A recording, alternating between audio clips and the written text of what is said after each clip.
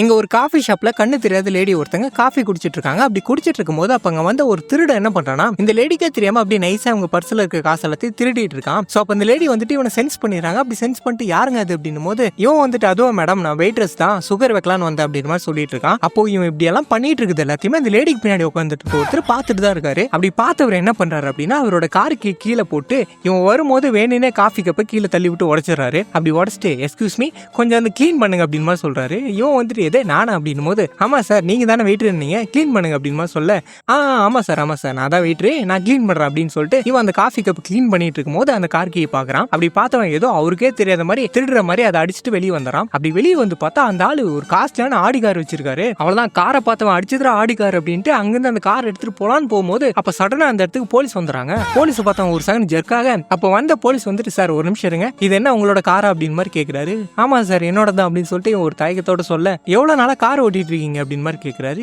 ஏன் சார் அப்படின்னு போது பின்ன என்ன சார் காரோட லைட் அப்படியே ஆன்லைன் விட்டு போய்க்கிறீங்க அப்படின்னு மாதிரி சொல்றாரு. அட இதுதானா, சரி சார் தேங்க்ஸ் நான் போறேன் அப்படின்னு சொல்லிட்டு அவன் அங்கிருந்து போகிறதுக்காக கார் டோரை ஓபன் பண்ணி பாக்குறான். அப்படி பார்த்தா உள்ள ஒரு பேக் நிறைய கட்டுக்கட்டா பணம் இருக்குது. அவள்தான் அடிச்சதுரா ஜாக் பாட் அப்படின்னு சொல்லிட்டு அந்த கார் எடுத்துட்டு அங்கிருந்து போலான்னு சொல்லிட்டு போகும்போது அப்ப யாரோ ஒருத்தங்க பின்னாடி இருந்து ஒரு கன் எடுத்து வந்து கழுத்திலே வைக்கிறாங்க. மிரண்டு போயிடறான். யாருன்னு பார்த்தா வேற யாருல அந்த ஆள் தான். எங்க பாரு ஏதாவது சத்தம் கித்தம் போடணும்னு நினைச்ச கன்னில் இருக்க புல்லட் எல்லாத்தையும் உன் கழுத்துல இருக்கிறவன் புரியுதா. எங்க பாரு உனக்கு மேல நான் பெரிய திருடன், 16 வருஷம் ஜெயில இருந்திருக்கேன், நான் பண்ணாத கிரைமே கிடையாது, பொட்டுன்னு போட்டு போயிட்டே இருப்பேன் சரியா. நான் இப்ப சொல்றது அப்படியே செய்யறேன், நான் சொல்ற இடத்துக்கு வண்டி விடு அப்படின்னு சொல்லிட்டு இவர் சொல்ல இவனு ஒரு பயத்தோட இவர் சொல்ற இடத்துக்கு வண்டி விடுறான். அப்படி வண்டி விட்டா கடைசியா இவர் எங்க கூட்டு வந்திருக்காரு அப்படின்னா ஒரு காட்டுக்குள்ள கூட்டு வந்திருக்காரு.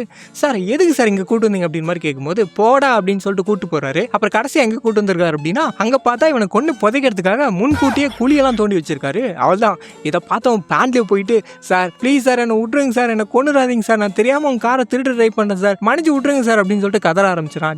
டே ஓவரா பண்ணாத, இது உனக்கு இல்ல போ அப்படின்னு சொல்லிட்டு கூட்டு போறாரு. அப்புறம் கடைசியா எங்க தான் கூட்டு போறாரு அப்படின்னா யாரோ ஒருத்தரோட சமாதி கூட்டு வந்திருக்காரு. சார் யார் சார் இவர் அப்படின்னு மாதிரி கேட்கும்போது இவன் பேரு ரிச்சர்ட், என்னோட ஃப்ரெண்டு, சின்ன வயசுல இருந்தே நாங்க 2 பேரும் அப்படி தோஸ்து, அது இல்லாம நாங்க 2 பேரும் கிரைம் பார்ட்னர்ஸ். வர சின்ன வயசுல இருந்தே 2 பேரும் சேர்ந்து சின்ன திருட்டா பண்ணிட்டு இருந்தோம். ஒரு நாள் இவன் என்ன பண்ணான் அப்படின்னா தெரியாம பெரிய இடமா பார்த்து கை வச்சிட்டான். அவனுங்க என்ன பண்ணுவானுங்க பொட்டுன்னு போட்டானுங்க. ஆனா இந்த மேட்டர் வந்துட்டு யாருக்குமே தெரியாது. உண்மையை சொல்லலாம் இது வந்துட்டு இவனோட அம்மா கூட தெரியாது. பாவம் தன் பையன் எங்கேயோ ஓடி தான் போயிட்டான், அவன் திரும்ப ஒரு நாள் வருவான் அப்படின்னு சொல்லிட்டு இன்னும் காத்து கிடக்குறாங்க. அந்த அம்மா யார் தெரியுமா, இப்போ கொஞ்ச நேரத்துக்கு முன்னாடி காஃபி ஷாப்ல ஒரு லேடி கிட்ட திருநல்ல அவங்க தான் இவன் அம்மா. சோ நான் என்ன சொல்ல வரேன் அப்படின்னா கொஞ்சம் பாரு உனக்கு இவன மாதிரி சாகன்னு ஆசையா என்ன, இப்போ இந்த வயசுல இந்த மாதிரி திருடுறதெல்லாம் நல்லா தான் இருக்கும், ஆனா கண்டிப்பா ஒரு நாள் ஒரு பிரச்சனைல மாட்டுவ, உன் லைஃபே அழிஞ்சு போயிருந்தா புரிஞ்சுக்கோடா அப்படின்னு சொல்லிட்டு சொல்றாரு.